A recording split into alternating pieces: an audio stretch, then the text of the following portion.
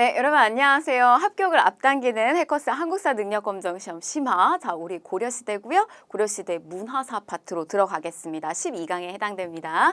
자, 기출주제 23이고요. 고려의 유학과 불교 사상, 우리 사상사 파트를 오늘은 들어가 보도록 할 거예요. 사상사 파트 어렵게 생각하지 마시고요. 어쨌든 우리는 이거를 무슨 철학적으로 그다음에 종교를 깊게 공부하는 것이 아니라 시험에 어떤 부분이 나오고 말하자면 이제 사실 어떻게 보면 한국사에 좀 겉핥기 정도를 하신다고 생각하시면 되겠어요. 그래서 시험에 잘 나오는 좀 포인트들을 잘 짚고 나가시면 충분히 여러분들이 어렵지 않게 접근하실 수 있습니다.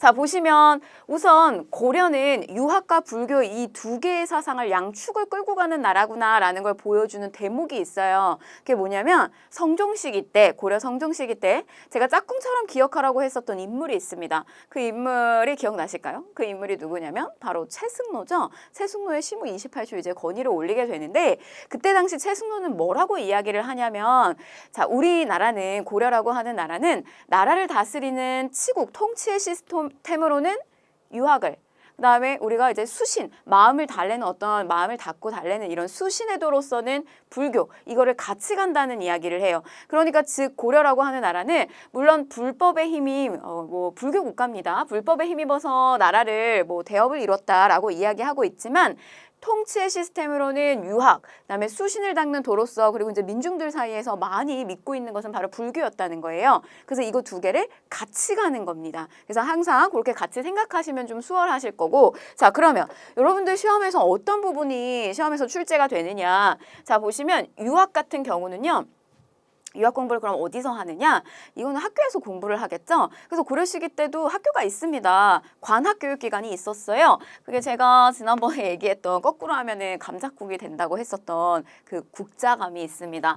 자, 요 국자감이라고 하는 관학교육기관이 있었고요. 근데 시간이 점점 지나가면서 이제 국자감에서 공부를 하고 난 다음에 결국 목표는 우리랑 똑같아요. 뭐냐면 공부를 하고 난 다음에 취업을 하는 겁니다. 과거 시험을 치르는 거예요. 근데 이게 그거를 뒷받침을 해주기에는 조금 미흡한 거죠. 그러니까 이제 사설 교육기관의 도움을 받기 시작을 해요. 그래서 그게 이제 바로 뭐냐면 사학이에요. 사학.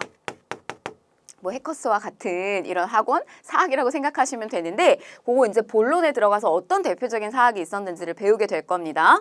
자, 그래서 이제 그런 사학이 너무너무 성장을 하고 사람들이 학생들이 다 여기에 몰려서 공부를 하게 되니까 관학, 말하자면 이제 이 국자감이 힘을 잃게 돼요. 그래서 이제 역대 고려의 왕들이 이 관학을 키우기 위해서 자, 관학 진흥책을 벌이게 됩니다. 바로 이제 요 포인트를 여러분들이 배우시는 거예요. 어떤 왕 때 어떤 관학 진흥책을 했는지가 바로 이제 시험에서 중요한 부분이 되겠고요. 하나의 축이 되겠고 자, 그다음에 이제 불교 사상과 관련해서는 이제 어떤 부분이 나오느냐.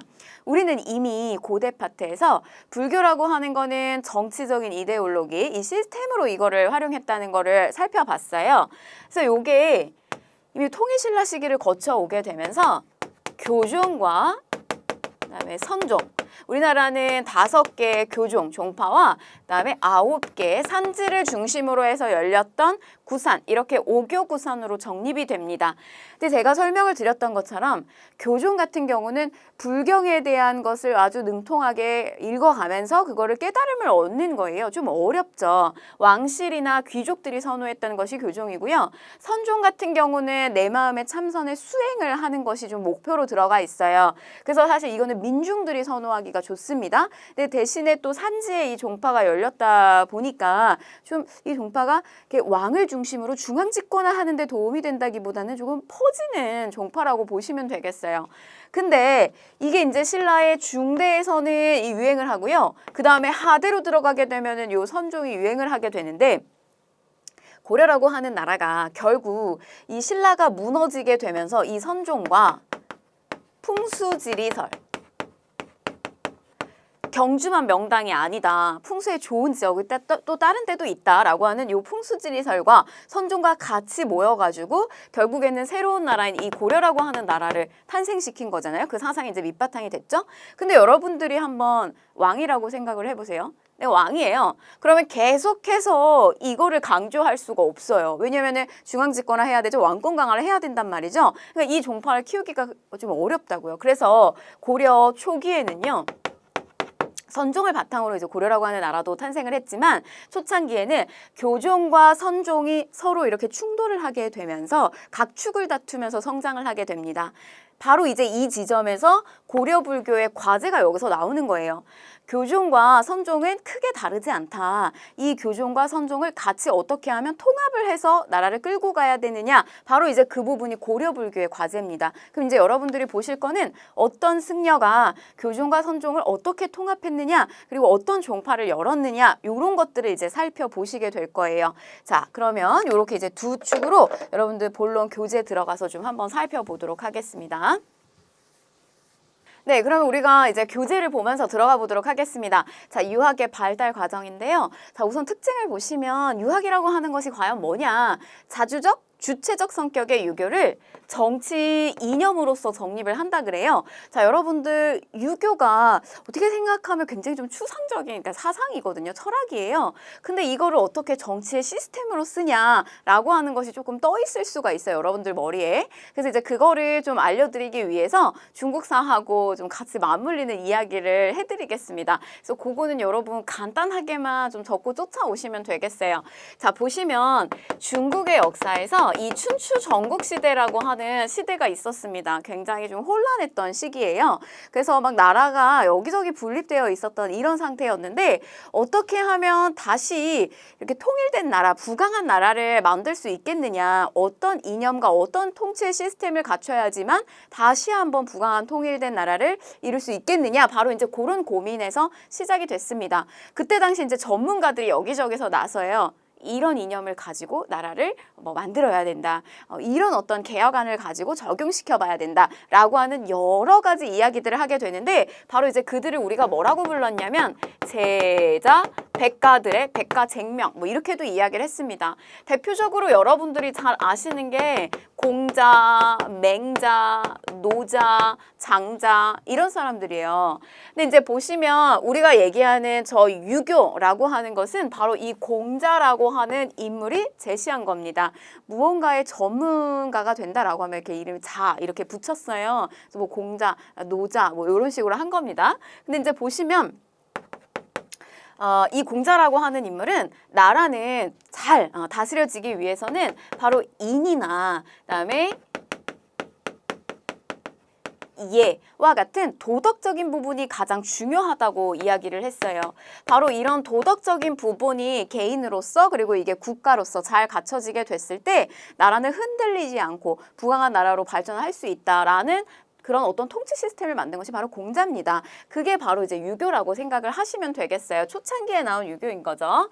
자, 그런데 이제 이 춘추전국 시대를 지나서 혼란기를 지나서요. 진시 황제라고 들어보셨을까요? 이 진시 황제가 진나라로 이렇게 통일을 하게 됩니다. 근데 이렇게 이제 나라를 통일을 하게 됐을 때 진시 황제는 어떤 방법을 썼냐면요.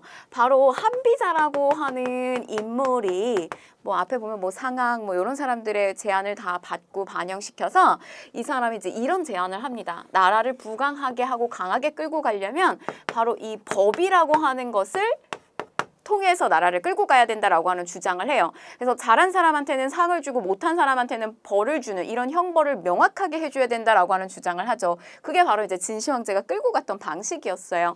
자, 그런데 이제 그 다음에 이 한나라가 세워졌을 때는 이 법과가 가지고 있었던 장단이 있고 또 그다음에 이 유학이 가지고 있었던 장단이 있습니다. 바로 그거를 다 이제 절충시키고 모아서 바로 이 유가와 법가를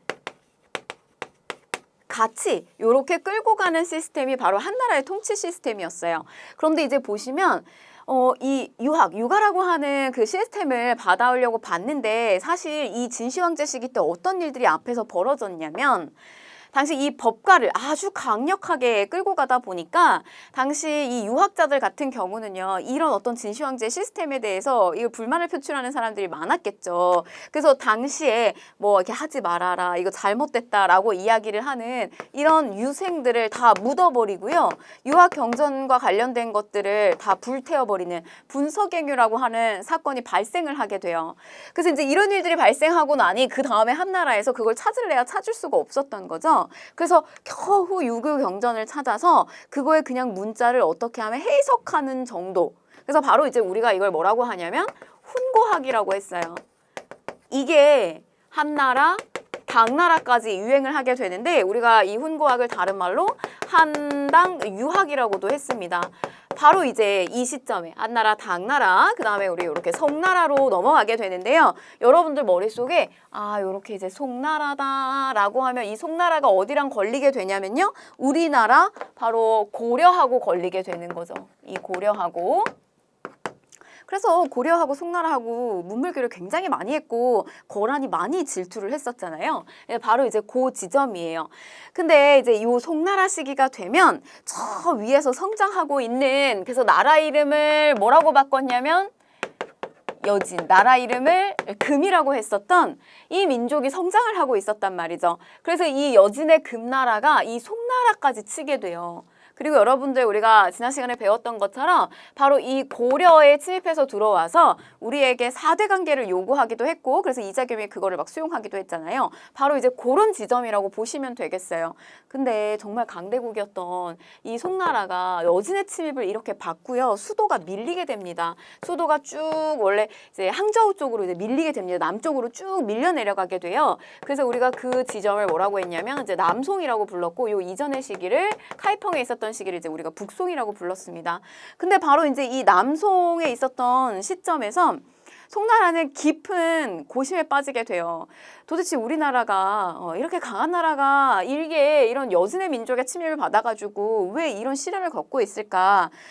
바로 이제 이 지점에서 어떤 인간과 우주에 대한 철학적인 어떤 깊은 그 연구와 고민에 들어가게 됩니다. 그러면서 바로 이때 탄생된 것이 뭐냐면 신유학이라고 해요. 우리가 이 지점에서는 이제 원시유학이라고 얘기를 하고요. 바로 이제 이 지점에서 이제 신유학이 탄생을 하게 되는데, 신유학, 바로 그것이 여러분들 한 번쯤 들어보셨을 거예요. 바로 성리학이라고 하는 것이에요. 그래서 이 성리학은 우주가 돌아가는 원리, 그리고 그 우주의 작은 소우주는 인간이라고 봅니다. 그래서 그 작은 인간에 대해서 탐구하는 거, 바로 이제 그런 것이 성리학이에요.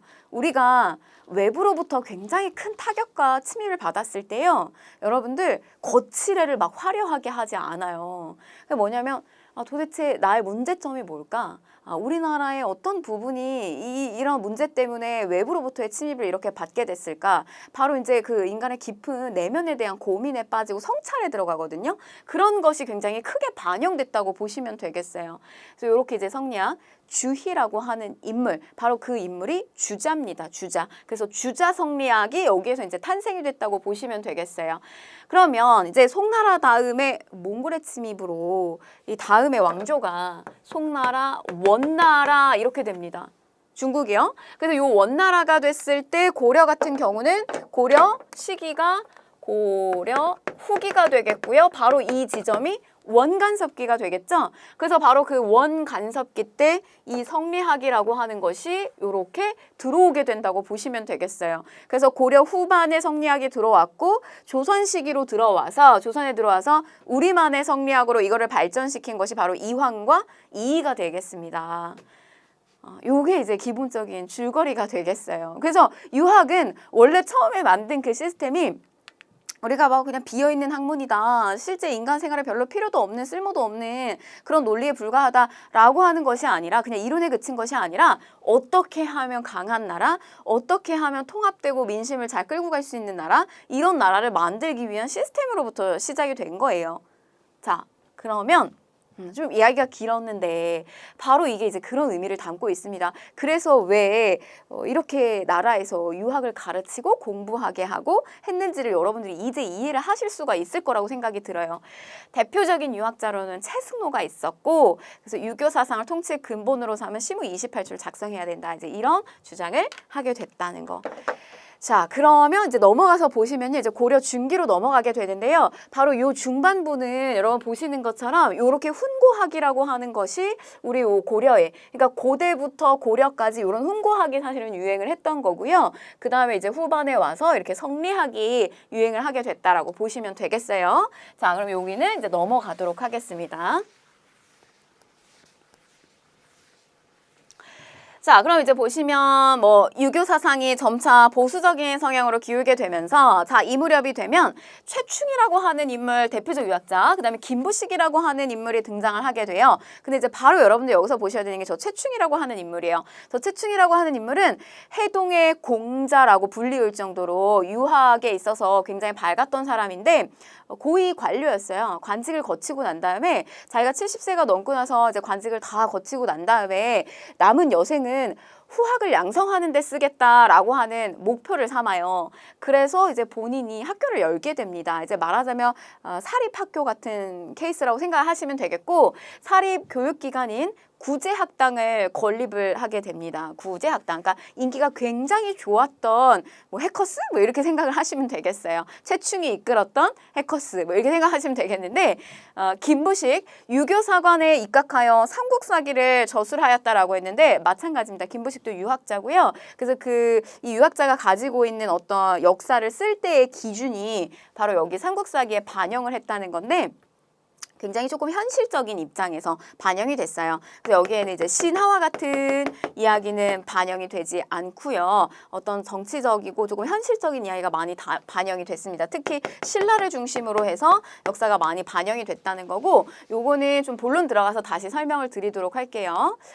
자, 그러면 이제 넘어가셔서 고려 후기에 가게 되면 성리학이 들어오게 된다. 자, 그 지점이 언제냐? 잘 물어볼 수 있어요. 바로 요 충렬왕 시기 때 안향이 성리학을 소개하게 된다는 거. 자, 그 다음에 이제 이 성리학이 전파가 되면서 이재현이라고 하는 인물이 연경에 설치된 만건당. 여러분, 저 만건당을 누가 만들었죠? 이 만건당은 충선왕이 설치를 한 거잖아요. 그 스펙이 굉장히 짱짱했던 제국대전 공주하고 충렬왕 사이에서 나온 이 충선왕이 만건당을 만들고, 당시에 이제 조맹부라고 하는 굉장히 유명한 학자가 있었어요. 근데 이 학자 대적할 사람이 우리 고려에 누가 있느냐? 바로 이재현이 있습니다. 그래서 요 이재현을 데리고 가서 같이 또 교류를 시키기도 하고 성리학이 또 많이 전파되는 역할을 하기도 해요. 그래서 당시 이제 공민왕 시기 때가 되면 적극적으로 신진사대부들을 키워내고 성리학 공부를 시키게 되는데, 그때 이제 뭐 이색이라든지 제자예요. 정몽주, 정도전, 나중에 조선을 만드는 사람 아닌가요? 이 정도전? 그래서 이런 사람들에게 이제 성리학을 가르치고 또 전파하게 되는 역할을 하게 됩니다. 이재현, 이색, 정몽주, 정도전. 정몽주하고 정도전, 이색은요, 이제 국자감이 나중에 학교의 명칭이 성균관으로 바뀌게 돼요. 근데 그렇게 바뀌었을 때 그 안에서 같이 공부하기도 하고, 사실은 스승이에요. 이색 같은 경우는. 근데 서로를 벗이라고 부르면서 굉장히 친하게 지냈던 그런 사람들이라고 생각을 하시면 되겠습니다. 자, 그럼 보시면 이제 우리의 관학교육기관은 국자감이 있었다. 그래서 여기서 이제 유학교육을 했고요. 그 다음에 이제 기술학교육도 했습니다. 유학과 그 다음에 기술학교육이 실시가 됐고, 또 지방에는 향교를 설치했다는 거. 국자감, 향교. 이거 언제죠, 여러분? 국자감? 요거는 성종시기 때 설치가 됐던 관학교육기관이죠.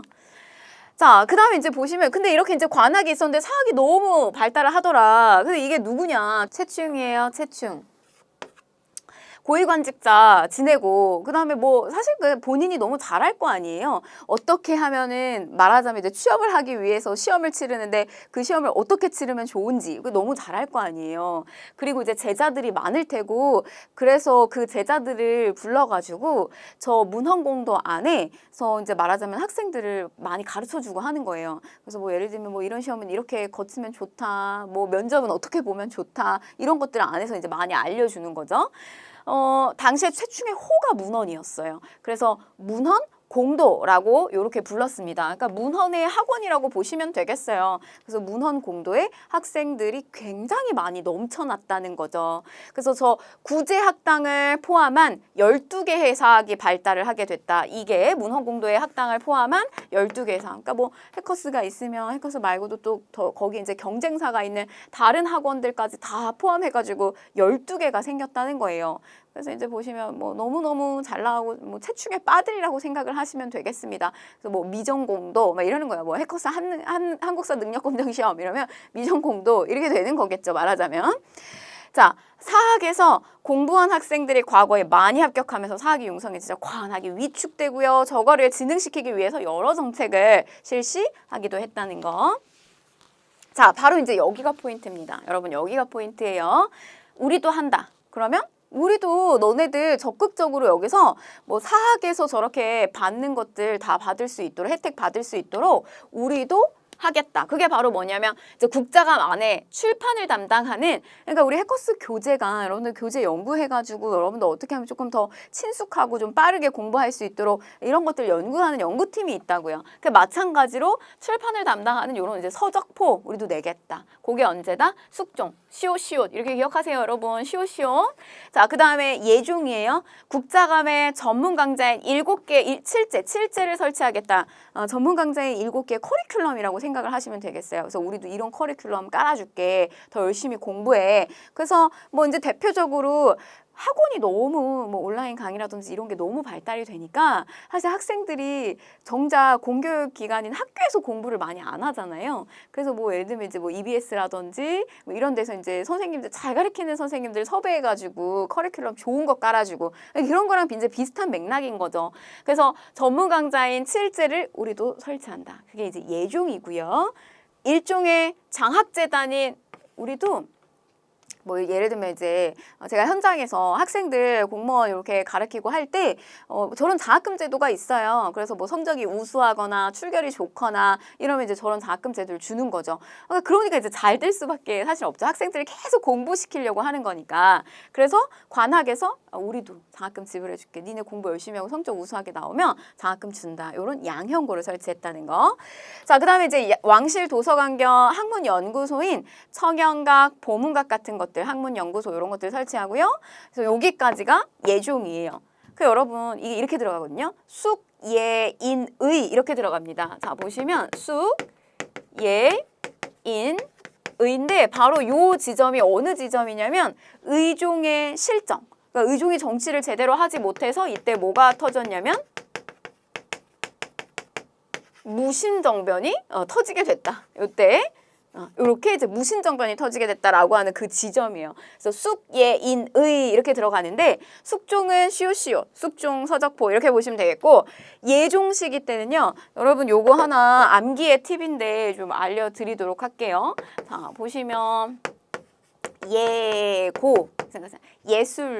예술고등학교에 청색 보물이 몇 개가 있다? 7개. 이렇게 하시면 되겠어요.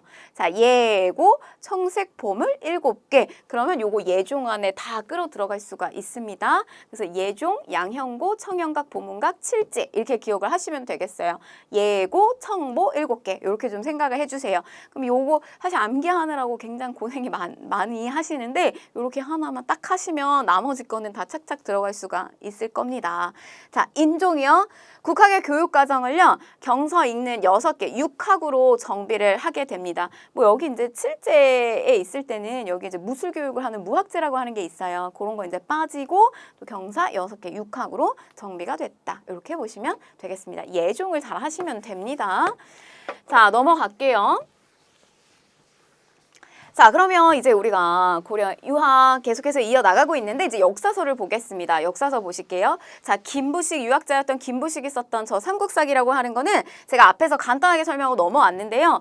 항상 현존하고 있는 우리나라 최고, 역사에서 최고다 이러면은 짱이다 이런 이야기 아니죠. 그러니까 항상 최고 오래된 요거 생각하셔야 되는데 최고의 역사서입니다.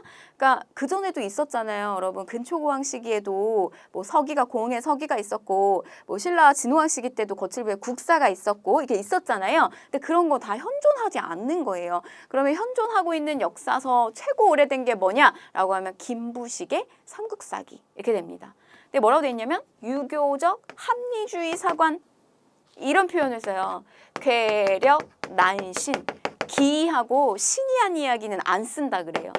역사를 쓰는 데 있어서의 기준이 기이하고 신이한 이야기는 쓰지 않는다. 이렇게 갑니다. 이걸 원칙으로 삼아요. 그래서 여기에는 뭐가 없냐면 곰과 호랑이가 나와서 쑥과 마늘 먹는 거 나오지 않아요. 그래서 여기는 단군, 신하 이야기 없습니다. 그래서 이렇게 잡고 가셔야 되겠고 그다음에 얘는 방법이 기전체예요. 이걸 쓰는 방법에 있어서는 기전체를 씁니다. 기전체는 중국의 역사서 사마천의 사기라고 하는 역사서에서 따온 거예요. 역사를 쓰는 데 있어서 본기, 열전, 뭐 지, 표, 연표 뭐 이런 식으로 해서 이거를 쭉 분류로 나눴는데 이제 본기 같은 경우는 주로 왕의 이야기를 여기다 담고요. 열전 같은 경우는 인물, 뭐 영웅에 대한 이야기 이런 것들을 담습니다. 그래서 쭉 나눠서 한 거예요. 그래서 기, 전, 채 이런 식으로 되게 저거는 기전체를 쓴다고 하는 거는 국가 차원에서 시간과 돈과 에너지를 되게 많이 쓰는 작업이라고 생각하시면 되겠어요.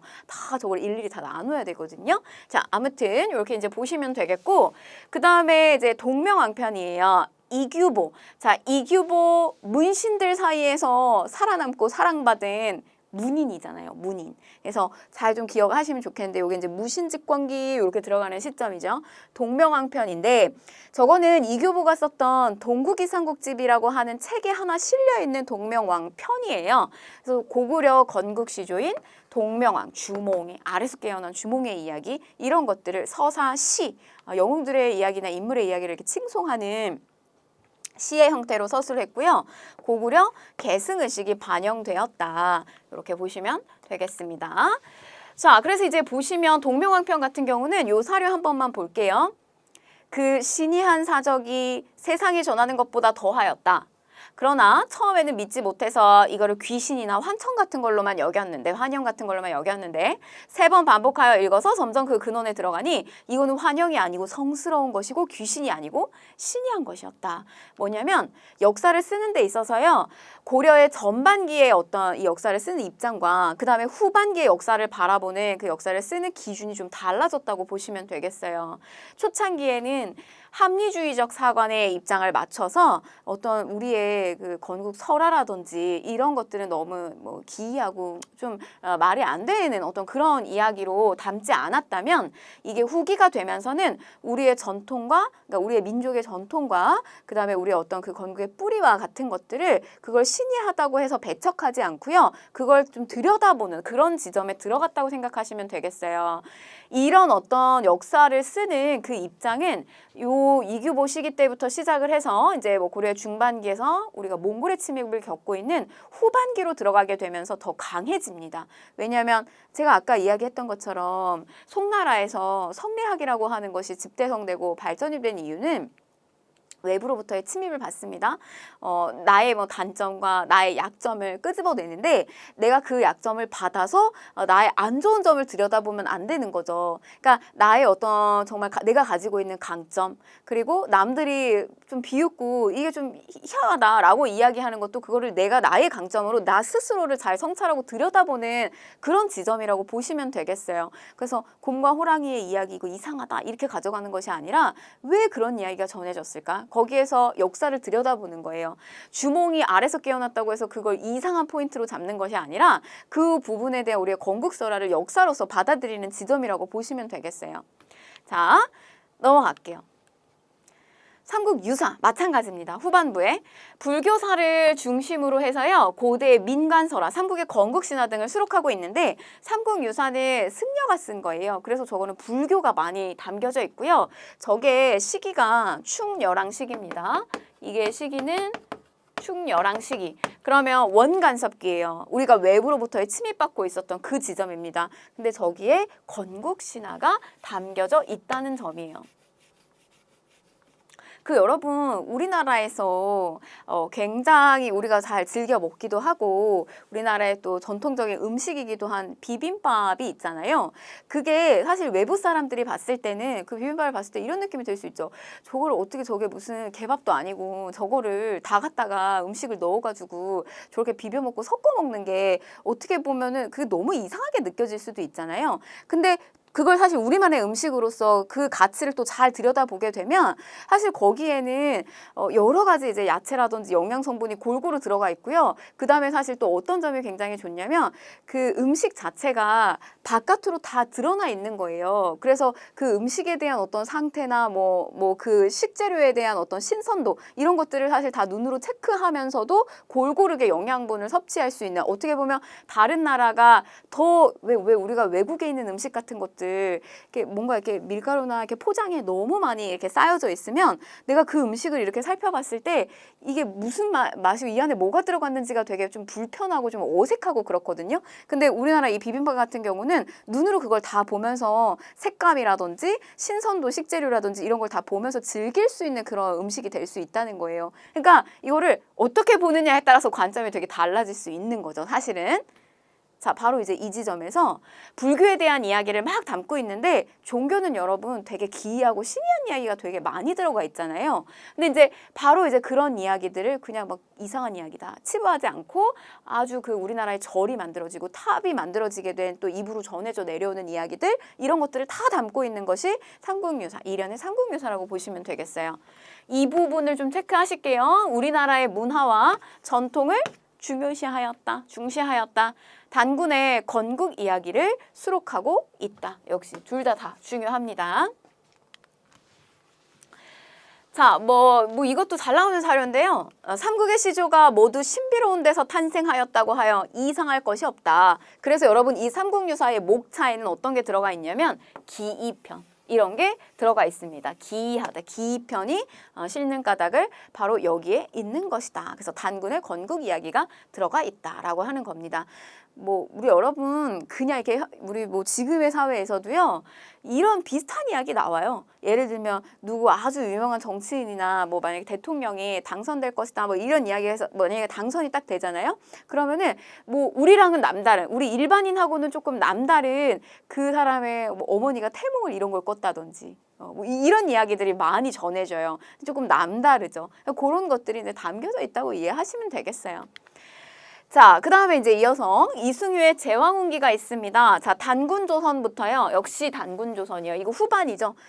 삼국유사하고 시기가 같아요. 충렬왕 시기입니다. 단군조선부터 고려, 충렬왕 때까지의 역사를 서사시로 정리했고요. 상권에는 중국사, 하권에는 우리나라 역사에 관한 내용을 서술하면서 굉장히 대등한 입장에서 서술을 하고 있어요. 운율에 맞춰서 제왕, 운기, 이승유입니다. 삼국유사, 충렬왕, 제왕운기, 충렬왕. 자, 우리 이제 불교로 가겠습니다. 자, 고려는 불법에 힘입어서 탄생한 나라다. 그래서 이 불교와 관련된 뭐 여러 가지 행사들을 굉장히 잘 치러야 된다라는 이야기를요. 태조가 남긴 뭐 유언이죠. 왕들에게 남긴 유언인데 훈유 10조 안에 담겨져 있어요. 그래서 연등회하고 팔간회 같은 거 성대하게 해라 라고 보시면 되겠고 그 다음에 과거 시험을 치르는 데 있어서도 승려들의 시험 제도인 승과 제도를 통해서 더 시스템을 또 보완을 했고요. 우리 이렇게 나라에 어려운 일이 있으면 가끔 이렇게 종교계 대표자들을 모여놓고 대통령 이렇게 티타임을 가지고 할 때도 있거든요. 비슷한 맥락입니다. 임금의 스승이 되었던 승려, 국사, 그다음에 또는 왕의 스승인 거죠. 왕사 이렇게 이제 불교 승려를 이렇게 스승으로 모시는 제도도 있었고요. 자, 그다음에 이제 성종 시기 때 가게 되면 최승로가 들어오게 되면서 조금 이 불교에 대한 입장 온도가 좀 달라지게 되는데 심의 28조 수용하게 되면서 연등회 팔간회를 일시적으로 폐지하게 됩니다. 근데 여러분 이 지점에서 제가 도입부에 이야기해드렸잖아요. 최승로는 불교를 누르자 이 얘기가 아니에요. 불교에 좀 너무 이제 재정적으로 낭비가 되는 부분들, 너무 과하게 뭐 성대하게 하는 거 이런 것들을 좀 줄이자라고 하는 입장에 있다고 보시면 되겠습니다. 불교의 교리라든지 이런 것 자체를 전면적으로 비판하는 게 아니에요. 그래서 연등의 팔간회를 일시적으로 폐지한다. 이렇게 보시면 되겠고.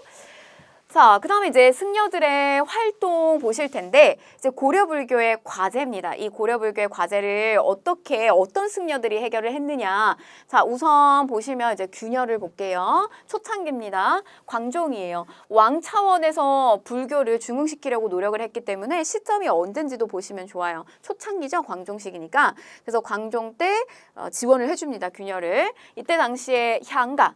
입에서 전해진 노랫말 같은 거예요. 네, 요 향가인 보현시번가를 지어서 불교 교리를 전파한다. 저 향가는 승려들이 많이 썼어요. 왜냐하면은 불교의 교리가 어떻게 하면 조금 민중들에게 쉽게 다가갈 수 있을까? 너무 어렵잖아요. 불교 경전 교리가. 그래서 그런 것들을 향가를 통해서 이용해서 승려들이 많이 썼다는 거예요. 그래서 요 보현시번가에서 향가가 11수가 전해지고요. 그 다음에 우리 삼국유사에 요것도 승려 이련이 쓴 거잖아요. 삼국유사. 그래서 요 14수가 있습니다. 삼국유사에 향가가 담겨져 있어요.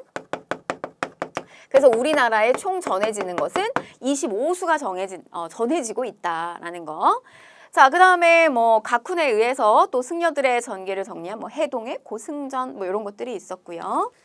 네, 자 이제 여러분들 통일신라 시기 때 우리가 대표적 승려하면 원효하고 의상을 떠올리면서 공부를 했단 말이죠. 근데 바로 이제 고려 시기 때로 들어오게 되면 여러분들이 대표적 승려, 이 양대 산명, 고려의 대표적 승려로 의천과 진울에 대해서 공부를 하실 겁니다. 그래서 이 부분 가장 시험에 잘 나오고요. 자, 그러면 고려 불교의 과제인 이 교종과 선종을 어떻게 통합하려고 시도했는지 요거를 여러분들 보시는 건데, 자, 여러분 이거를 조금 더 이해하기 쉽게 우리는 5개의 교종과 그다음에 이제 9개의 선종 이렇게 5교 구선을 정립을 하게 됐는데 여러분들 조금 더 쉬운 표현으로 이 교종 같은 경우는 예를 들면 이런 거예요. 제가 이제 현장에서도 학생들 가르치고 하다 보면은 이제 이런 케이스 있다는 거. 예를 들면 공부를 하라고 했을 때 예습과 복습과 예습과 복습과 예습과 복습을 아주 하라는 대로 고지 곧대로 하면서 그런 식으로 해서 한국사에 대한 깨달음을 얻는 케이스. 교종이 말하자면 이제 그런 성격을 가지고 있죠. 그러니까 교종 같은 경우는 불교 경전, 그 종파에 대한 불교 경전에 대한 어떤 능통함 이런 것들을 그대로 답습을 하게 되면서 깨달음을 얻는 조금 어떻게 보면 좀 점진적이고요. 저 교종의 성격이 그다음에 좀 보수적 성격을 가지고 있습니다. 근데 그에 반면에 이 선종 같은 경우는요. 자, 요렇게 참선을 수행해요. 내 마음의 수행, 이 참선을 수행을 하면서 갑자기 단박에 깨달음을 확 얻는 거예요. 우리가 이런 걸 뭐라고 표현하냐면 이제 도노라고 하는 겁니다. 자, 수험생을 예시로 들게 되면요. 그런 거 있잖아요. 한국사 공부를 하는데 조금 이렇게 놀면서 하는 거예요. 예를 들면은 뭐 민주화운동과 관련해서 배우겠다. 그러면 자기는 1987 영화를 한번 보면서 거기에서 뭔가 자극을 받겠다. 이러면서 영화를 보기도 하고 뭐 대조연과 관련된 사극을 보기도 하고요. 이러다가 이제 어느 순간 단박에 깨달음을 확 얻는 거예요. 그런 케이스들도 있습니다. 근데 뭐 사실 여러분들 공무원 시험 케이스를 하나로 예시로 들면은 뭐 사실 이런 케이스는 쉽지가 않아요. 이게 굉장히 성실성을 요구하는 시험이기 때문에 뭐 이렇게 이 선정에서 요구하는 이런 어떤 참선을 수행해서 갑자기 막 영화를 보고 놀고 뭐 감정이 굉장히 막 북받쳐서 깨달음을 얻고 쉽지는 않습니다. 그러나 이제 제가 예시를 들기 위해서 여러분들한테 이제 이런 케이스가 있다는 거예요. 성격이 조금은 좀 개혁적 성향을 띠고 있고요. 좀 급진적이에요. 근데 이제 이런 선종과 같은 경우는 사실 이렇게 교종, 그러니까 불경을 읽고 그걸 그대로 답습하면서 깨달음을 얻는 거에 비해서는 민중들이 하기가 좋죠. 그래서 서민이나 신라 말의 호족들이 이걸 선호했고, 그 다음에 이제 교종 같은 경우는 통일기에 뭐 귀족이라든지 왕족 쪽에서 선호했던 종파라고 보시면 되겠습니다. 그래서 이거를 이렇게 분립되어 있었던 것을 어떻게 하면 통합해서 끌고 갈 수 있느냐, 그게 이제 고려 불교의 과제로 넘어오게 됐고요. 의천 같은 경우는 그 핵심이 교종의 핵심이 있죠. 그래서 이렇게 이제 교종을 중심으로 해서 교종 승려입니다. 기본적으로. 그래서 이렇게 선종을 끌어안는 이런 식으로 해서 바로 이제 우리만의 이제 천태종을 창시하게 돼요. 천태종은 이미 중국에 있어요. 근데 이 의천 같은 경우는 중국에서 이제 여러 가지 불교 공부를 하게 되면서 우리나라에 저 천태종이 없는 거에 대해서 굉장히 안타깝게 여깁니다. 그래서 공부를 많이 하고 돌아오셔서 결국 우리나라에서 이제 우리나라만의 해동 천태종을 열게 된다는 거죠. 자, 그래서 이렇게 해동 천태종을 열고요. 거기에 기본이 되는 사찰이 바로 중심 사찰이 국청사가 되겠습니다. 그래서 이런 구도로 이해를 하시면 좋겠고 이것을 이제 뒷받침하고 있는 이론이자 주장이 바로 뭐냐면 자, 교관 겸수 또 내외 겸전 이렇게 보시면 되겠어요. 그래서 교관 겸수 같은 경우는 교리예요. 교종 쪽에 가깝죠. 교리에 대한 공부, 불경에 대한 공부를 하면서도 관, 들여다볼 관입니다. 내 마음을 계속 수행하는 거예요. 그런 교와 관을 같이 가야 된다. 그리고 계속해서 닦아나가야 된다라고 하는 것이 이제 교관 겸수고요. 마찬가지예요. 안과 밖을 같이 함께 수행해야 된다. 깨달음을 얻어야 된다라고 하는 표현이죠. 내외 겸전. 자, 화폐 유통의 필요성을 주장하며 숙종에게 주전 도감의 설치를 건의하였다. 화폐를 찍어내는 저런 기구를 만들자라고 이제 건의를 했던 것도 의천입니다. 송나라에 유학을 많이 갔던 승려예요. 그래서 송나라에 가서 여러 가지 이제 선진 문물 같은 것들을 많이 보고 느끼고 왔을 텐데 그런 거에 대한 건의를 적극적으로 의천이 했다고 보시면 되겠고요.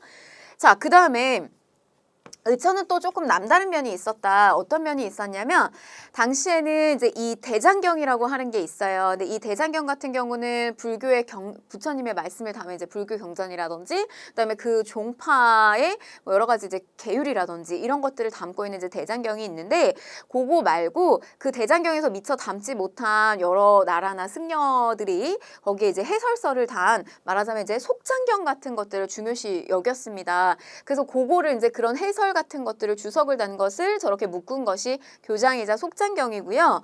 그다음에 신편제종 교장 총록이라고 하는 거는 우리가 이렇게 책을 보게 되면 맨 뒤에 이 책을 만드는 데 있어서 참고했던 참고 목록이 있잖아요. 그런 목록서라고 생각을 하시면 되겠어요. 그래서 대장경 아니고요. 속장경 편찬을 중요시하게 여겼던 게 의천이었고 그다음에 이제 이런 교장 총록과 같은 것을 편찬한 것도 의천이라는 거. 그리고 이제 핵심은 이렇게 해동천태종을 열었다는 거. 자, 넘어갈게요. 그 다음에 이제 진우를 보시게 되는데 그런데 이제 결국 의천 이후의 상황에는 사실 이제 이런 해동천태종이 처음에 이렇게 만들어지다가 다시 사실 교종은 교종대로 선종은 선종대로 떨쳐 나오게 되면서 당시 고려에서 요구했던 불교계의 여러 가지 개혁적 요구를 다 담지를 못했어요. 그래서 결과적으로 의천 사후에 이거는 흩어지게 됩니다. 근데 이 다시 교종과 선종을 통합하려고 하는 움직임이 그 다음에 누구에게로 넘어가게 되냐면 진울에게 넘어간다고 보시면 됩니다. 그래서 요게 의천이고요. 그다음에 진울로 넘어가게 되는데 진울과 같은 승려는 반대라고 생각을 하시면 되겠어요. 기본을 선종에 두고 있습니다. 이 기본을 선종에 두고 있고요. 그리고 교종을 이렇게 끌어안는 형태의 말하자면 이제 선교 통합. 그래서 여기다가 좀 체크를 하시는데 선종을 중심으로 해서 교종을 통합하는 형태 이런 식으로 끌고 간다고 보시면 되겠고요. 그것이 바로 기반이 됐던 것이 조계종이라고 보시면 되겠어요.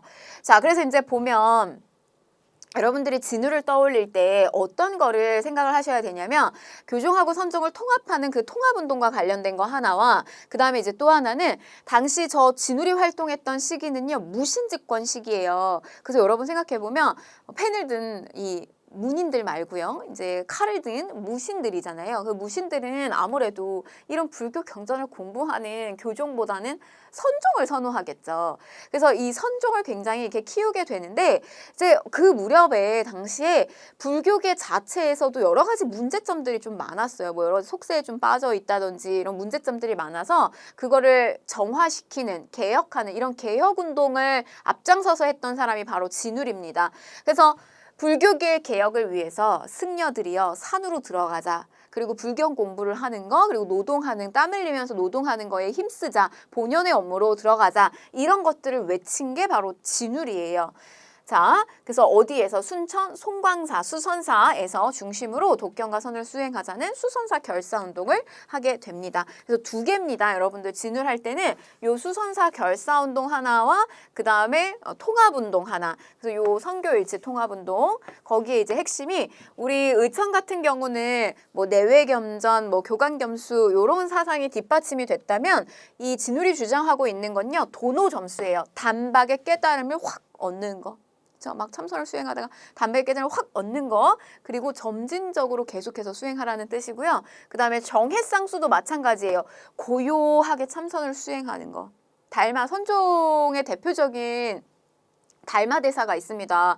벽만 보고요, 뭐 6년 가까이를 말도 없이 계속해서 수행했다고 하는, 말하자면 이제 계속해서 이제 참선을 수행하고 내 마음을 들여다보고 깨달음을 구하는 건데, 바로 이제 이 바로 그런 걸 의미하고요. 그 다음에 이제 해 같은 경우는 지의 해, 교리를 보는 거예요. 그래서 정과 해를 같이 가고 수양해야 된다라고 하는 정해상수를 강조했다. 이렇게 보시면 되겠어요.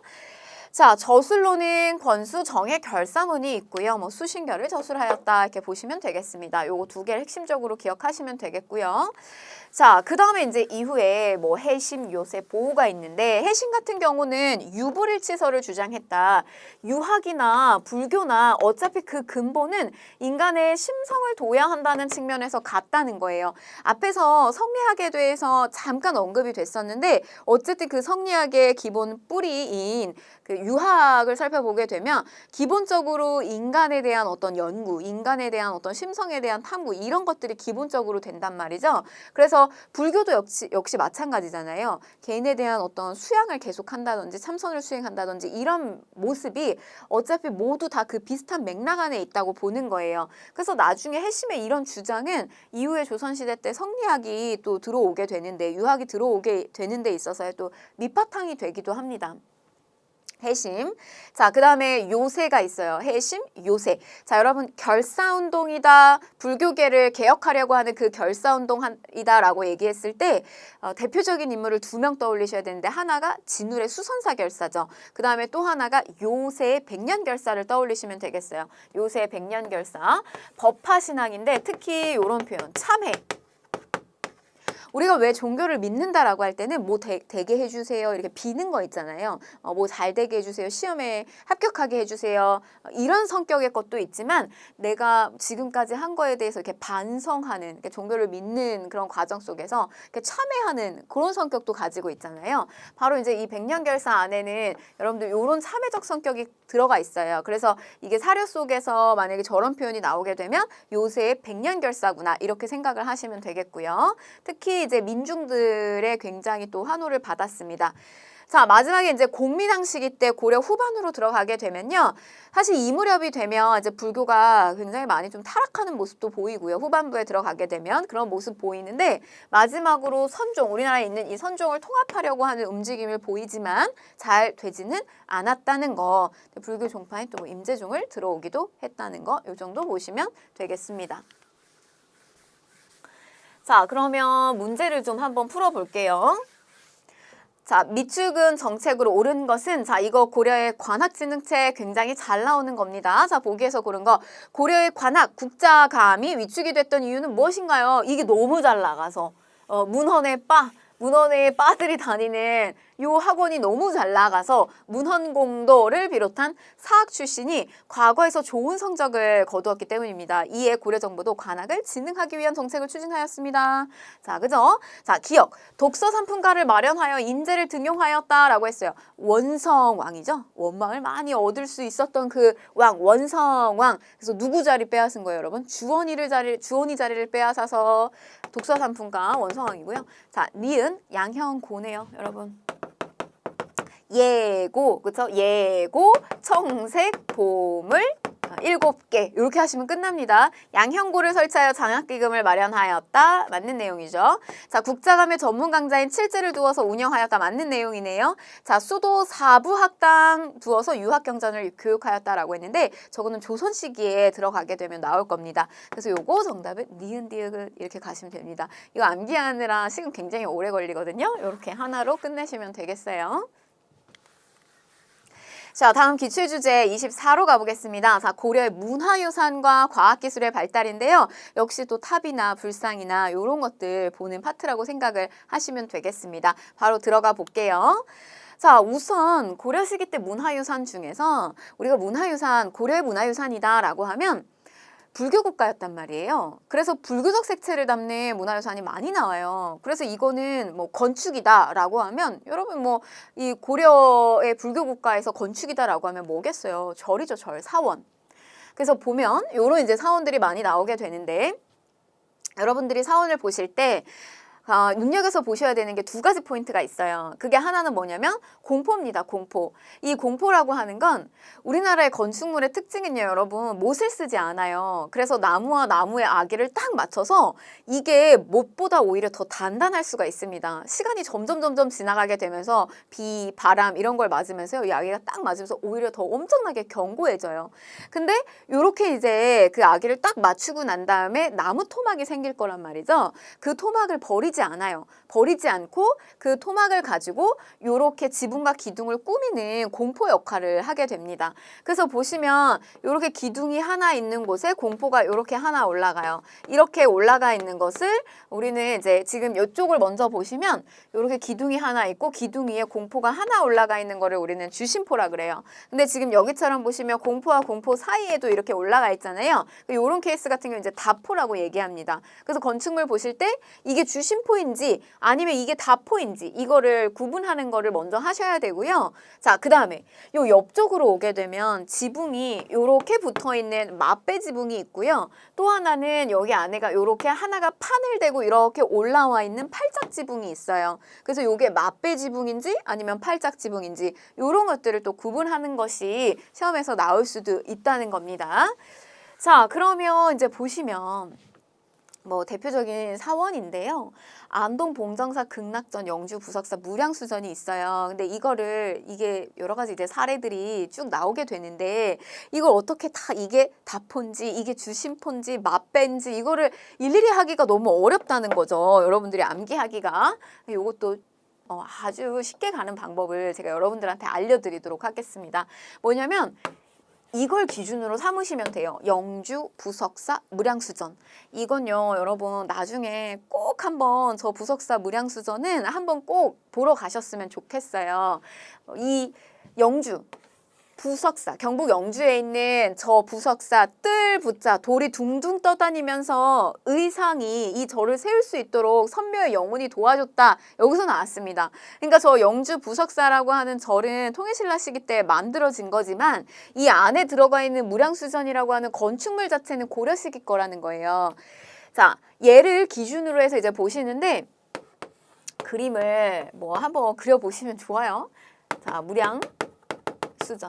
무량수전 배울림 기둥에 기대어 서서 이거 굉장히 베스트셀러로 예전에 그 뭐 국립중앙박물관장 하셨던 분이 책으로 이거 쓰셔가지고 엄청나게 좀 우리나라의 문화유산의 소개를 되게 쉽게 해서 되게 유명했던 책이거든요. 근데 이제 보시면 이 무량수전이 기둥은 이렇게 배울림 기둥입니다. 배가 나온 것처럼 이렇게 볼록한 형태예요.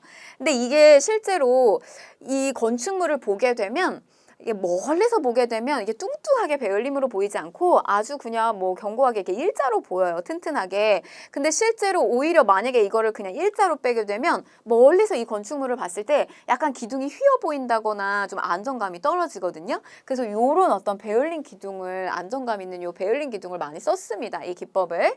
근데 이제 보시면 이 무량수전은 뚱뚱한 배울림 기둥. 근데 여기에 공포는 한 개만 들어간다. 여러분 여기 다 안 들어가요. 빼곡하게 안 들어갑니다. 뚱뚱한 다리에 공포는 하나만 꾸민다. 그럼 이거는 주심포죠. 주심포로 들어가는 거예요. 그 다음에 여기는요. 팔짝 지붕에 해당이 돼요. 팔짝 지붕. 지금 요게 바로 이제 요렇게 팔짝 지붕이에요. 안에다 이렇게 판 하나 대고 바깥으로 뺀 겁니다. 요런 형태예요. 그러면 여러분 시험에서 이제 가장 잘 나오는 것들이 바로 안동 봉정사 극락전과 그 다음에 요 영주 부석사 무량수전과 그 다음에 예산 수덕사 대웅전이 있는데요. 이 영주 부석사 무량수전은 요게 이제 주심포다. 나머지 다 주심포예요. 근데 다포에 해당되는 게 있습니다. 뭐냐면 뒤에 응징전이 붙은 거예요. 그래서 지금 보시면 황해도 사리원 성불사 응징전이 있는데요. 이 응징전 같은 경우는 다포 양식이에요. 그래서 뒤에 응징전 붙은 거 요거는 다포다. 나머지는 다 주심포예요. 근데 이 다포 양식의 건축물은 행정구역상 우리나라에 지금 있지 않아요. 저거는 이제 북한에 있습니다. 자, 그 다음에 이 무량수전의 지붕은 얘는 여기가 이제 팔짝 지붕인 거죠. 이렇게 이제 팔짝 지붕의 형태인데 나머지는 전부 다 뭐냐면 맞배예요. 그러니까 얘만 팔짝입니다. 그래서 기준을 얘로 잡고 가시면 나머지는 다 그냥 한꺼번에 해결이 된다고 보시면 되겠어요. 자, 얘 뚱뚱하다, 주심포 하나다. 다포로 나오는 건 뒤에 응진정 붙는 것만 다포다. 자, 그 다음에 얘는 혼자 팔짝 지붕이다, 나머지는 다 맞배 지붕이다. 이렇게 정리하시면 깔끔합니다. 일일이 다 하지 않으셔도 돼요, 여러분들이. 제 수업 들은 여러분들이 쉽게 가져갈 수 있는 팁이라고 생각하시면 되겠고, 자, 안동 봉정사 극락전 현존하고 있는 최고 오래된 목조 건축물이고요. 자, 영주 부석사 무량수전입니다. 주심포 베를린 기둥이고요.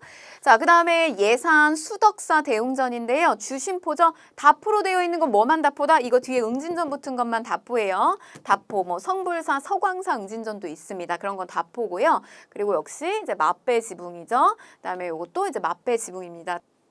팔짝 지붕으로 되어 있는 건 요거만 해당이 된다는 거. 자, 요렇게 넘어가도록 할게요. 건축물은. 자, 그 다음에 이제 탑입니다. 탑이에요. 고려 시기 때 탑의 특징은요. 신라 시기 때랑 조금 달라요. 우리 신라 시기 때 탑 같은 경우는 굉장히 안정감을 가질 수 있는 3층 탑으로 이루어져 있거든요. 근데 우리 이 고려 시기 때의 탑들은요. 다각다층이 특징이에요. 물론 그렇지 않은 탑들도 있습니다. 고대의 어떤 탑의 영향을 받은 것들도 있지만 기본적으로 각이 많고 층이 높은 요거 같은 경우는 월정사 8각 9층 석탑인데 송나라의 영향을 받은 다각다층 전기탑이고요. 그다음에 지금 요거는 개성 경천사지 10층 석탑인데 요거는 이제 후반에 원나라의 영향을 받은 석탑이고 대리석으로 만들어졌다는 것도 특징이에요. 조금 뭐 이런 부분까지 나오면 난이도가 너무 디테일할 수도 있는데 우리는 화강암으로 탑을 많이 만들었는데 지금 요 무렵엔 대리석을 이용했다는 거예요. 조금 더 무릅니다. 이 화강암에 비해서. 그래서 저 무른 탑을 이용해서요. 여기 보면 아주 불상들을 이 면마다 섬세하게 다 그려놨어요. 그러니까 그 어떤 조각의 기법이라든지 이런 것들 굉장히 많이 담고 있는 것이 바로 이 개성 경천사지 10층 석탑이고요. 뭐 비운의 탑이기도 해요. 왜냐면 이게 일본으로 넘어갔거든요. 일본으로 이게 반출이 됐다가 다시 우리나라가 되찾아와 가지고요. 이게 경복궁 쪽에 있었다가 다시 지금은 국립중앙박물관에 들어가면 로비에 있습니다. 직접 가시면 이제 보실 수가 있겠고요. 또 조선의 이제 원각사지 10층 석탑에도 영향을 끼쳤다. 요거 두 개를 명확하게 보시면 되겠어요. 월정사 8각 9층 그다음에 요거는 10층 석탑이에요. 너무 조금 헷갈린다. 막 제가 이제 사진이 나오니까 그냥 아예 층을 세봐라. 이렇게도 얘기를 합니다. 자, 넘어갈게요. 자, 그다음에 이제 불상이고요. 하남 하사창동 철조 석가열의 자상입니다. 철도 잘 만들지 않는 거예요, 이 불상을. 근데 당시에 이 금동 불상을 만들기 위한 구리가 많이 부족했던 상황이에요. 그러니까 여러 가지 좀 해석들이 나오는데 지금 이 철조 같은 경우는 요게 만약에 이걸 시기적으로 묻게 되면요. 신라 말에서 고려 초 요 부분에 주로 이제 철로 만들어진 게 보입니다. 근데 뭐 여러 가지 이유들이 있는데 당시에 이제 저 철이라고 하는 제품, 무기를 상징하는 저 철이라고 하는 제품을 녹여서 이렇게 평화를 상징하는 불상을 만들었다라고 하는 뭐 하나의 해석도 있고요.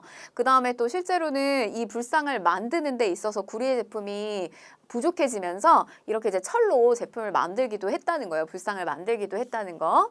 그래서 이제 고려 초기에 대형 철불이고요. 약 한 3m 정도가 돼요. 이 앉은 자상인데 굉장히 사이즈가 사실은 큰 그런 이제 불상이 되겠습니다. 그래서 고려 초라는 거 기억하시면 좋겠고.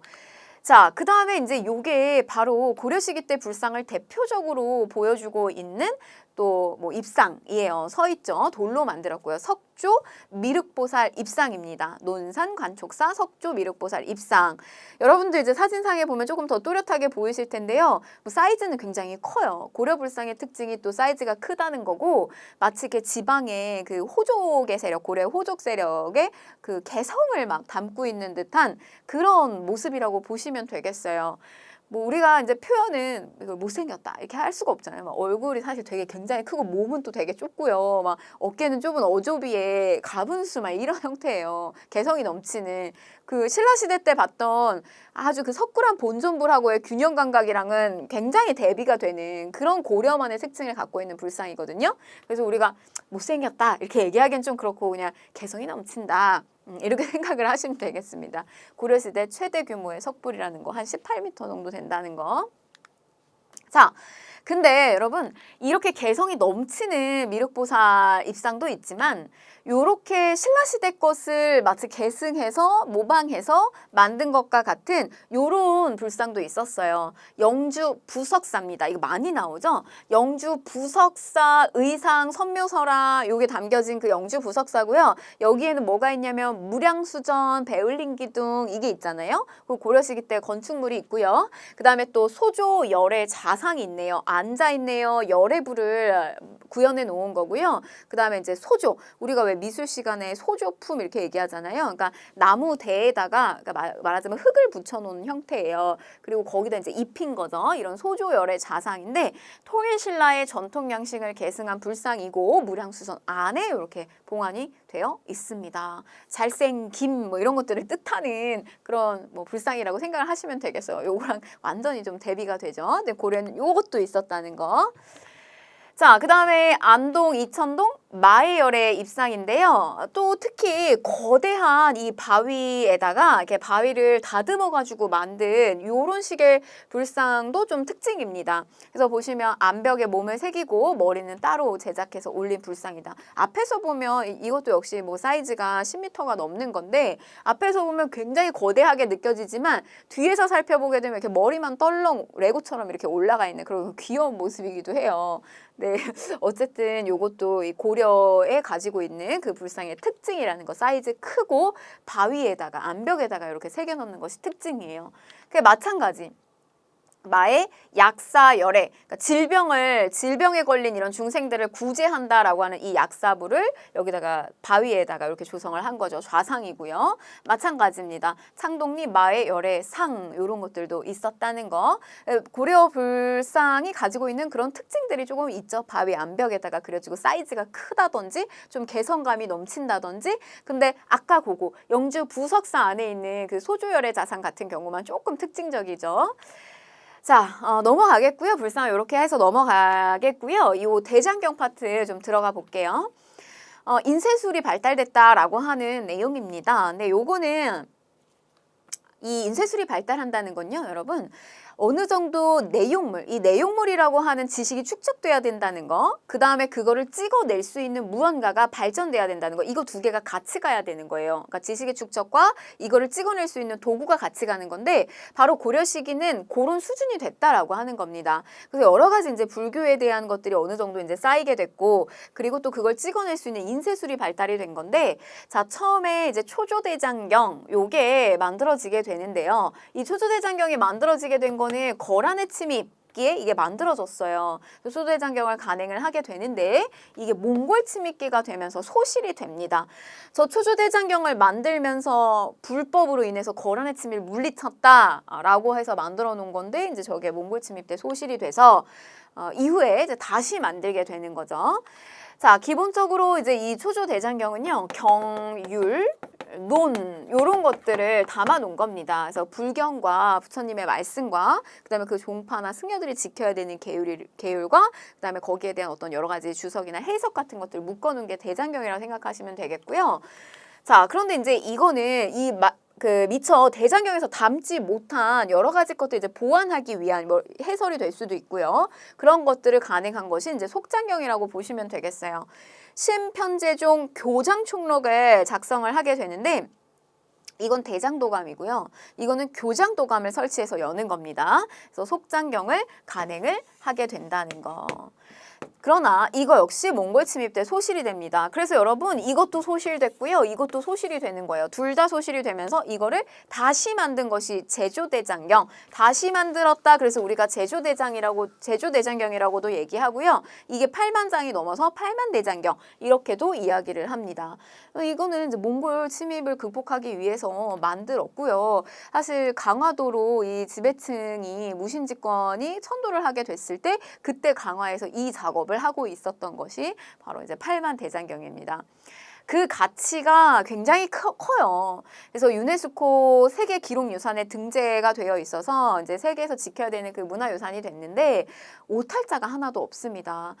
굉장히 뭐 저거 한 번 이렇게 판각할 때마다 막 절을 3번씩 하면서 또 판각하고 3번 하고 판각하고 이랬다고 해요. 그러니까 그 정도로 굉장히 신중하게 만들었던 것이고 저거 실제로 세로로다 저걸 쌓아 올리면 우리 설악산의 높이보다 2배 높다 그래요. 그러니까 그 정도로 굉장히 많은 양이었고 에너지와 돈과 시간을 많이 썼던 것이 바로 팔만대장경이에요. 좀 아이러니한 측면이 있죠. 몽골 침입기에 민중들이 우리나라 국토에서 막 싸우고 있었을 때 사실 지배층이 여기에 많은 시간과 에너지를 썼다라고 하는 것이 좀 굉장히 대비되는 또 문화유산이기도 해요. 가치가 그만큼 크기는 하지만.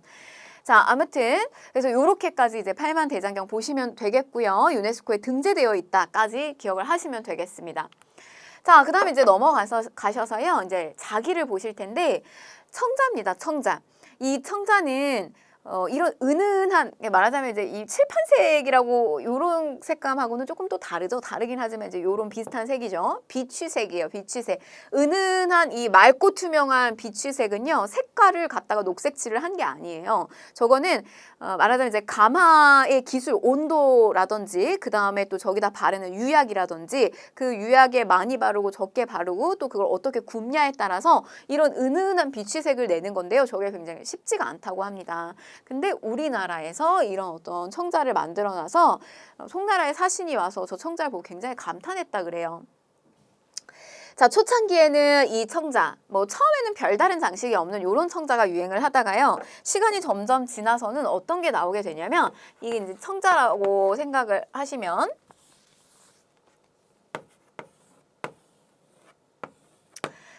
요렇게 이게 맞으면 음각을 하는 거예요. 안을 음각해서 이 안에다가 백토나 흑토를 입히는 거예요. 이게 바로 상강기법입니다.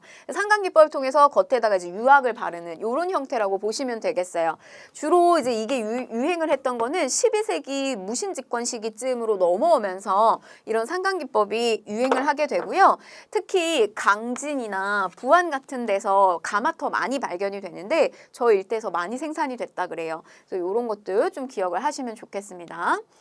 자, 그리고 뭐 또 청동에다가 이것도 상강기법을 쓴 거예요. 청동 제품에다가 안에 상강기법으로 은을 입사하는 이런 형태 은입사 기법으로 표현한 정병이고요. 이런 것도 유행을 했었고 자, 그 다음에 이어서 보시면 요거는 금속칼자예요. 우리가 앞에서 팔만대장경 같은 경우는 목판인쇄입니다. 목판인쇄 같은 경우 가지고 있는 특징은 뭐냐면 판에다가 이렇게 판각을 하는 거잖아요. 그래서 이거는 한 번 찍어내면 똑같은 책을 여러 번 대량으로 생산할 수 있다는 장점이 있어요. 근데 얘는 한 번 찍어내면 움직일 수가 없는 단점을 가지고 있죠. 근데 이제 요게 바로 이제 목판인쇄술 같은 경우는 고려 전반기에 보여지는 거고 후반기로 가면 갈수록 금속 활자 글자를 활활활 살게 해주는 거예요. 우리 마치 여러분들 도장 만들 때처럼 글자가 잘 살아날 수 있도록. 그래서 도장 만들어 보셨는지 모르겠지만 이렇게 대충 만들고 하게 되면 신경을 잘 안 써서 이게 만약에 대충 만들고 하게 되면 글자가 잘 안 살아나와요. 그래서 막 찢을 때 막 굉장히 힘들거든요. 마찬가지예요. 이 금속 칼자 같은 경우도 어떻게 하면 이걸 잘 주주해서 글자를 잘 이렇게 뜨는지. 그래서 뭐 미자를 한다라고 했을 때 요 할자가 어떻게 하면 글자가 잘 살아나는지 그 다음에 또 하나는 글자가 여러 개가 만들어졌을 때 이거를 흔들리지 않고 잘 고정시킬 수 있는지 이런 부분이 금속 할자에 대한 발전을 보여주고 있는 부분이라고 생각하시면 되겠어요. 근데 이제 이게 고려 후반기부터 금속 칼자라고 하는 것이 나와서 책을 찍어낸 사례가 있더라. 그게 뭐냐면 상정, 고금, 예문이에요. 예법서입니다. 예법서. 고금의 예법서를 엮은 의례서고요. 저게 금속 칼자로 인쇄되어 있다라는 것이 동국이상국집의 기록으로 되어 있어요. 그러나 이거는 현존하지는 않아요. 그러면 여러분들 뭘 보셔야 되냐면 현존하고 있는 게 뭐냐 이거 아셔야 되거든요. 바로 요겁니다. 직지심체 유절이에요. 요거는 한 승려가 그 이전에 많은 승려들이 했던 여러 가지 좋은 말씀이라든지 이런 것들 다 담아놓은 거라고 생각하시면 돼요. 근데 요게 청주 흥덕사에서 현존하고 있는 가장 오래된 금속 칼자다. 이렇게 보시면 되겠어요. 그래서 시험에서는 팔만대장경하고 요거 직지심체 요절이 잘 나올 수가 있습니다. 근데 이게 지금 현재 우리나라에 없어요. 프랑스에 가 있습니다. 프랑스에 보관되어 있다. 우리나라 이제 머물러 있었던 프랑스 공사가 사갔습니다. 저거를. 그래서 이건 약탈된 거는 아니라는 거. 옆에다 같이 써두실게요. 이거 약탈 아닙니다. 자, 그래서 요거 역시 유네스코 세계 기록유산으로 등재가 되어 있다. 그래서 목판인쇄술, 팔만대장경, 그 다음에 금속칼자는 직지심체 요절이 유네스코에 등재가 되어 있네요. 자, 그 다음에 뭐 기타 의술이나 무기제조술 한번 보실 텐데 의술 같은 경우는 의학서, 향약 9급방이 있습니다. 근데 여러분 요거랑 같이 비교해서 하시면 좋아요. 향약, 집성방. 이 향약 집성방은 세종시기 때 나오게 됩니다. 그래서 저거 우리나라 약재를 다 담아놓은 책이라고 생각하시면 되겠고요. 가장 오래된 게 뭐냐라고 하면은 고려 후반의 향약 9급방인데 세종시기 때 향약 집성방이 또 나오기도 했다는 거. 자, 그 다음에 이제 무기제조술에는 고려 말의 무신 최무선이 원으로부터 화약 제조 기술을 습득해서 왜구를 물리치는 데 있어서 굉장히 큰 성과를 가져온 것이 바로 화통도감이다. 이것도 보시면 되겠습니다. 자, 천문학인데요. 천문학 너무너무 중요하죠. 하늘을 읽는 거잖아요. 그래서 이때 고려 시기 때도 뭐 우리 예를 들면 첨성대가 신라 시기 때 있었잖아요. 선덕여왕. 똑같이 있습니다. 그러니까 고려에도 첨성대가 있냐 없냐 있어요. 똑같이 있고요. 또 첨성대에서 관측을 하고 이런 관청 기관도 있었고요. 또 역법에 대한 연구는 고려 같은 경우는 초기에는 당선 선명력을 사용하다가 충선왕 무렵 시기 때 가게 되면 원수 이렇게 가시면 되겠어요. 당선, 원수, 그다음에 명나라의 대통령 이런 것들을 또 사용하기도 했다는 거. 후반에 가게 되면 자, 문제 하나 보실게요. 건축물 파트 하나 보실게요. 가에 들어갈 문화유산으로 옳은 것을 골라라 라고 했는데 자, 국보 제18호인 가는 고려시대 목조 건축물로 배흘린 기둥이네요. 뚱뚱한 배흘린 기둥이에요.